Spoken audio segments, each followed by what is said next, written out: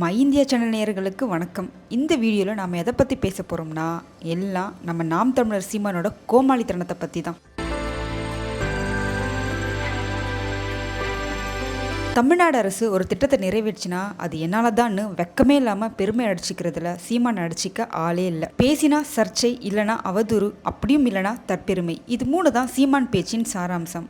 அவதூறு பேசி, சர்ச்சை பேசி போர் அடிச்சிருச்சுன்னு பெருமை பேசுறதா நினைச்சு ஒரு விஷயத்த சொல்லியிருக்காரு சீமான். நேற்றைய பிரஸ் மீட்ல அவர் சொன்ன ஒரு தகவல் தான் சிரிப்பு வர வைக்கிற மாதிரி இருக்கு. தமிழ்நாடு அரசு செயல்படுத்திய இல்லைனா செயல்படுத்த போற திட்டங்களின் மீது சீமான் தன் பேர் எழுதி லேபிளா ஒட்டிக்கிற பழக்கம் அவருக்கு ஒன்றும் புதுசு இல்லை. இப்படிதான் தமிழ் புதல்வன் திட்டத்தின் மூலம் அரசு பள்ளிகளில் படிக்கக்கூடிய மாணவ மாணவிகளுக்கு 1000 ரூபாய் வழங்கும் திட்டத்தை என்னால் தான் முதல்வர் ஸ்டாலின் இதை செயல்படுத்தினார் அப்படின்னு அநியாயத்துக்கு ஒரு பொய்யை அடிச்சு விட்டாரு. அதே மாதிரி தான் இப்போ தமிழ்நாடு அரசு செய்ய போற ஒரு நல்ல விஷயத்த என்னால தான் அது நடக்க போகுதுன்னு ஒரு பிரஸ் மீட்ல சொல்லி பெருமை அடிச்சிருக்காரு சீமான். செய்தி என்னன்னா, தமிழ்நாடு அரசு இந்து அறநிலையத்துறை சார்பில் பழனியில் வரும் 24, 25ஆம் தேதி முத்தமிழ் முருகன் மாநாடு நடத்த போறாங்க. இந்து அறநிலையத்துறை அமைச்சர் சேகர்பாபு பந்தக்கால் நட்டு இதற்கான பணிகளை துவக்கி வச்சாரு. பழனியில அருள்மிகு பழனி ஆண்டவர் கலைக்கல்லூரியில இதற்கான ஏற்பாடுகள் ஜரூரா நடந்துட்டு வருது. இந்த நிகழ்ச்சியில நம் மக்கள் சார்பா 1300 ஆய்வு கட்டுரைகளும், வெளிநாட்டினர் சார்பா 39 ஆய்வு கட்டுரையும் சமர்ப்பிக்க போறாங்க. கிட்டத்தட்ட 30 வெளிநாட்டினர் சிறப்பு விருந்தினரா இந்த மாநாட்டில்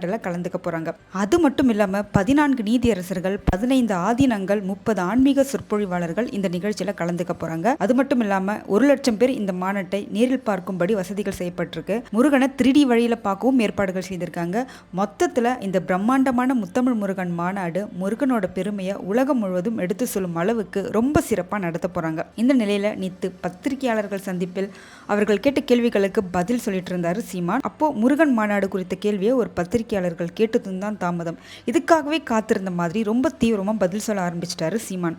உண்மையிலேயே முருகனுக்கு செய்யலா இல்ல எங்க சீமானுக்கு பயந்துகிட்டு செய்யலா? நீங்க உண்மையிலேயே செய்யணும்னா நீங்க நேத்து ஆட்சிக்கு வரலையே. நீங்க உண்மையாவே முருகனுக்கு செய்யணும்னு செய்யறீங்களா இல்ல சீமானுக்கு பயந்துகிட்டு செய்யறீங்களா?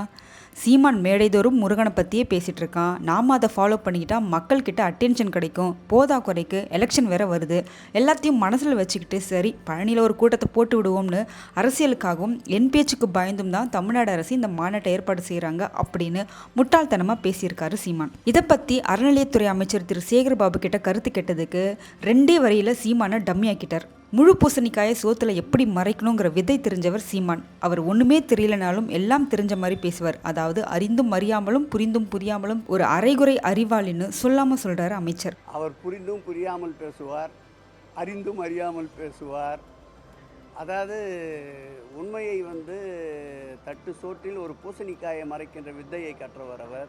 மேலும் அவர் என்ன சொல்லியிருக்காருன்னா, திமுக அரசு கிட்டத்தட்ட 300 கோடி ரூபாய் செலவில் திருச்செந்தூரில் ஒரு மாபெரும் திருப்பணியை நடத்திக்கிட்டு இருக்காங்க. இது முடிஞ்ச பிறகு குடமுழுக்கு நடத்தவும் ஏற்பாடு செய்யப்படும்.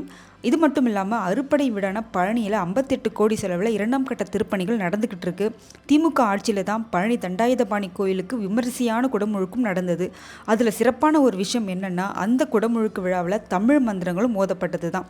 எந்தவித எதிர்பார்ப்பும் இல்லாமல் கடவுளை வணங்கும் நம் மக்களுக்காக தான் தமிழ்நாடு அரசு இதை செய்யுது. முருகனுக்கு பெருமை சேர்க்கும் இந்த மாநாட்டை தேர்தலில் மையப்படுத்தி செய்யலை. அதனால் இந்த முருக பக்தி மாநாட்டை அரசியல் கலந்து பேச வேண்டாம். இந்த மாநாட்டை பெருமையோடு தான் திரு சீமான் அவர்கள் பார்க்க வேண்டுமே தவிர இதை வச்சு அரசியல் பண்ணக்கூடாது அப்படின்னு திரு சீமானுக்கு அமைச்சர் சேகர்பாபு பதிலடி கொடுத்திருக்காரு. இதெல்லாம் சீமானுக்கு தேவையா? எதிர்த்துல அரசியல் கலந்து பேசணும்னு ஒரு விவஸ்தை இல்லாமல் பேசிட்டு இருக்காரு மனுஷன். தமிழக அரசு மக்களுக்கு நல்லது செய்யணுங்கிற ஒரே எண்ணத்துல பல புதிய திட்டங்களை கொண்டு வந்துட்டு இருக்கு. ஆனா சீமான் அதுல வெக்கமே இல்லாம தன்னோட பெயரை ஸ்டிக்கரா எடுத்து ஒட்டிக்கிறாரு. பார்க்கலாம் இன்னும் என்னென்ன திட்டங்கள்ல சீமான் தன்னுடைய பெயரை ஸ்டிக்கர் ஒட்டிக்கிறாருன்ட்டு.